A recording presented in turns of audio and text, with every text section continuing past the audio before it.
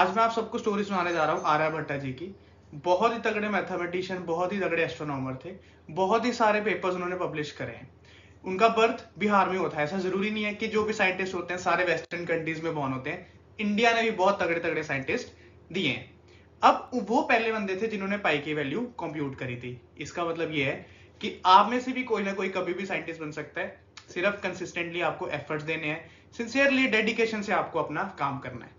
तो प्यारे बच्चों, स्वागत है आपका फिर से आपके अपने चैनल मैथ कोर पर। अब मैं कभी कभी इस टाइप की चीजें तुम्हें बताता रहता हूँ ताकि तुम भी मोटिवेट रहो, अपना काम अच्छे से करो। आज की क्लास भी हम इसी मोटिवेशन के साथ स्टार्ट करेंगे। आज की क्लास में एक्सरसाइज 4.2 पढ़ने जा रहे हैं।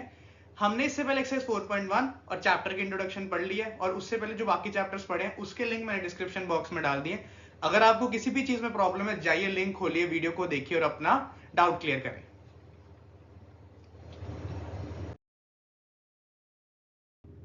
तो आज हम शुरू करने जा रहे हैं एक्सरसाइज 4.2 क्वेश्चन नंबर 1 से, जिसमें आपको बोला है which of the following option is true and why. y is equal to 3x plus 5। अब y और y अलग चीज है। y वो क्यों पूछ रहा है और y आपका अल्फाबेट है। कहता है आपको एक इक्वेशन दी है y is equal to 3x plus 5। इसके किस तरह के सोल्यूशन है? यूनिक सोल्यूशन है, ओनली टू सोल्यूशन है, इनफिनिटी मेनी सोल्यूशन है। पहले तुम्हें मैं कंसेप्ट समझाता हूँ। यूनिक सोल्यूशन का मतलब हुआ कि x और y की सिर्फ और सिर्फ एक ही वैल्यू हो सकती है, इसके अलावा कोई वैल्यू नहीं हो सकती। ओनली टू में x और y की सिर्फ और सिर्फ दो वैल्यूज हो सकती है, उससे ज्यादा नहीं। पर इनफाइनाइटली में x और y की कितनी भी वैल्यूज हो सकती हैं, कोई काउंट नहीं कर सकता, अनकाउंटेबल। अब इसमें से कौन सा ऑप्शन ट्रू है? वो ऑप्शन है इनफाइनाइटली मेनी सॉल्यूशंस। पर क्यों? For example the given equation is y is equal to 3x plus 5। अब मैं तुम्हें बताऊंगा इनफाइनाइटली मेनी सॉल्यूशन कैसे आते हैं। मान लो कि हमने x को ज्यूम किया 0, तो यहां आया y is equal to 3 multiply by 0 plus 5, यानी 3 0 0 और 0 प्लस 5 आया आपका 5। ठीक है, x 0 डाला, y 5 आ गया। मान लो मैंने x को ले लिया -1, कुछ भी ज्यूम कर लिया, तो y आ गया 3 मल्टीप्लाई बाय -1 प्लस 5। अब 3 मल्टीप्लाई बाय -1 बच्चों -3 प्लस 5, और 5 में से 3 गए, आंसर आया 2। मान लो मैंने x को ले लिया 10, तो ये आया y is equal to 3 multiply by 10 plus 5। अब 3 10 30, 30 प्लस 5 आपका आंसर आया 35। इसका मतलब है तुम x को कुछ भी लेट कर लो, फ्रैक्शन लेट कर लो, डेसिमल लेट कर लो, नेगेटिव लेट कर लो, जीरो लेट कर लो, पॉजिटिव लेट कर लो, उसी से आपकी y की वैल्यूज निकलती जाएंगी। इसलिए इसको बोलते हैं इनफिनिटली मेनी सॉल्यूशंस। x को कुछ भी डालो y निकाल लो, या y को कुछ भी डालो x निकाल लो। इसलिए इसका आंसर है C option, infinitely many solutions. Okay, चलते हैं हमारे क्वेश्चन नंबर 2 पे।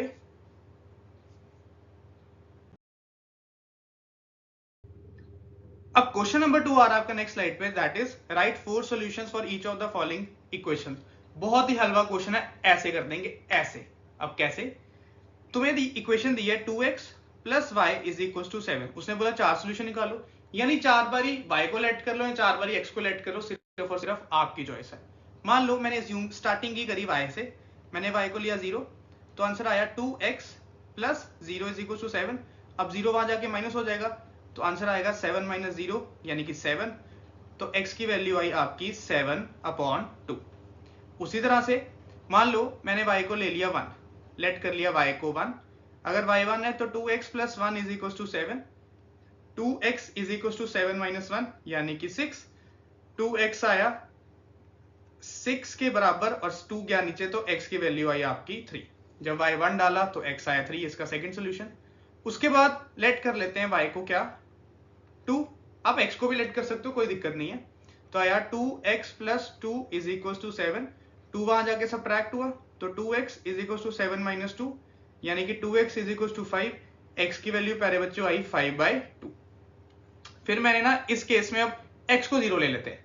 Late x is equal to 0, तो 2 multiply by 0 plus y is equal to 7। 2 0 0, 0 plus y equal to 7। यहां से y आया आपका 7, यानी कि जब मैंने x 0 डाला तो y आया आपका 7। इसको और इजी करने के लिए ना आप यहाँ पे एक बॉक्स बना सकते हैं, जिसमें आप x और y की वैल्यूज फिल कर सकते हैं। जैसे यहाँ पे मैंने x ले लिया, यहाँ पे मैंने y ले लिया, यहाँ पे मैंने एक लाइन ड्रॉ कर दी, फिर मैंने x और y की वैल्यू लिख दी जो जो मैंने यहाँ पे पुट करी है। मैंने पहले y को 0 लिया, तो x आया था मेरा कितना 7/2। फिर मैंने y को 1 लिया, तो x आया था मेरा 3। फिर मैंने y को 2 लिया, तो x आया मेरा 5/2। और फिर मैंने x को 0 लिया तो y आया 7। इसको बोलते हैं 4 सॉल्यूशंस फाइंड आउट करना। ओके, अब सेकंड पार्ट में आपको बोला pi x plus Y equal to 9। यहाँ पे आपको पाई ओपन करने की जरूरत नहीं, पाई में हम आंसर निकाल देंगे। हम क्या करते हैं, x को ज्यूम करते हैं, let x is equal to 0, तो ये आया pi multiply by 0 plus Y equal to 9। Pi 0 जा 0, तो 0 plus Y is equal to 9, तो 0 वहां जाके माइनस, तो y की वैल्यू आई ओनली 9। जब x 0 डाला तो y कितना आया 9। उसी तरह से लेट करते हैं हम x को 1 ले लिया, तो ये आ गया pi multiply by 1 plus Y equal to 9। यहाँ पे आ गया पाई 1 जा pi plus Y equal to 9। यहाँ से आपका y कितना आ गया 9 माइनस पाई।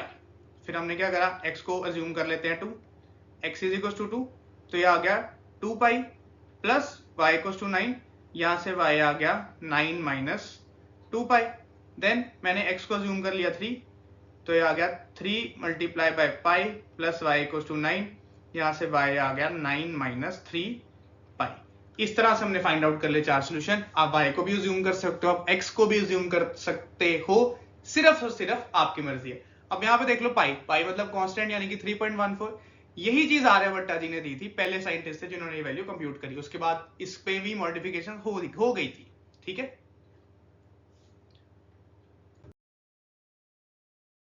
चलते हमारे सेकंड क्वेश्चन के थर्ड पार्ट पे, जिसमें बोला x is equal to 4y। बहुत सिंपल है, हलवा क्वेश्चन एकदम। फिर से मान लो y है 0, तो x is equal to 4 multiply by 0, 4 0 0, तो x आया 0। फिर मान लिया y को 1, तो comma x is equal to 4 1 जा 4। फिर मान लिया y को 2, x is equal to 4 multiply by 2, 4 2 जा 8। और फिर मान लिया हमने y को 3, x is equal to 4 multiply by 3, 4 3 जा 12। यानी कि इसका अगर मैं बॉक्स बनाऊं, बहुत सिंपल है, सिर्फ मेरी बात सुनना। ये हमारा x है, ये हमारा y है। हमने पहले x को लिया, नहीं पहले हमने y को लिया 0, तो x भी आया 0। फिर हमने y को लिया 1, तो x आया 4। फिर हमने y को लिया 2, तो x आया 8। और लास्ट में हमने y को लिया 3, तो x आया आपका 12। ये थे इसके 4 सॉल्यूशन। ये था आपका सेकंड क्वेश्चन। एक बार आप आराम से देख लो, फिर हम चले आगे।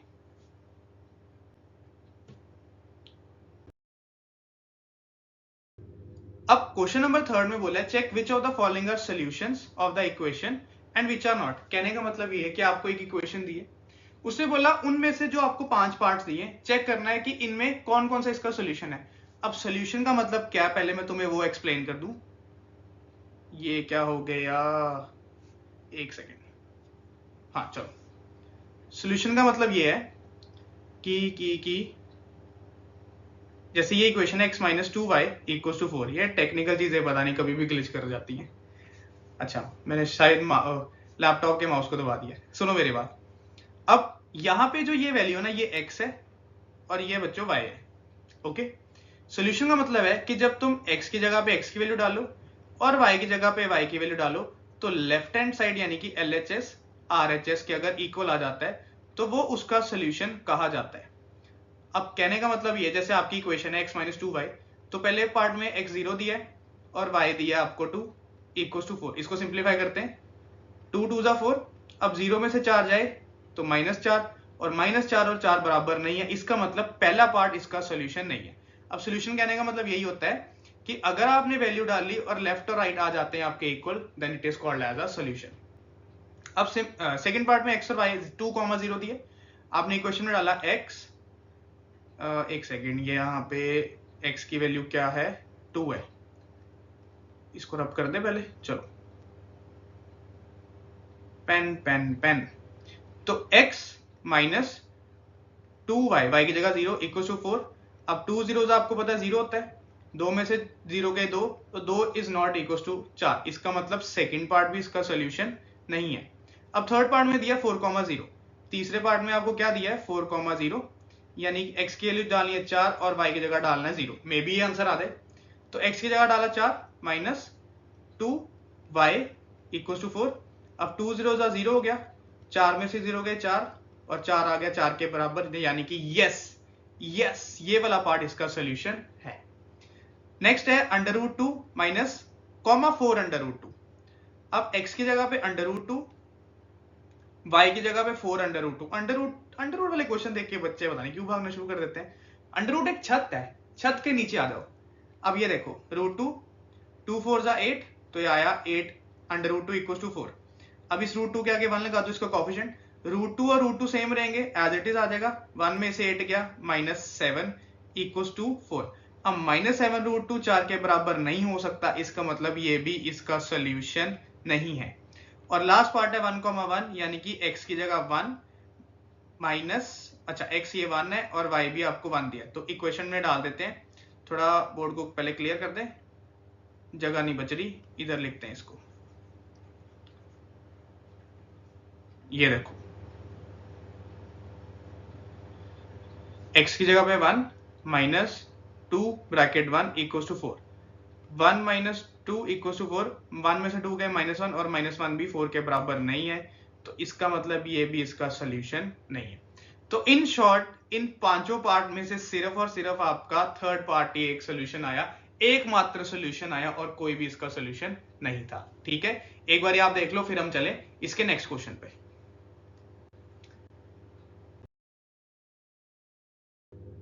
अब next question is the last question of this exercise. इसी के साथ आपका चैप्टर खत्म हो जाएगा।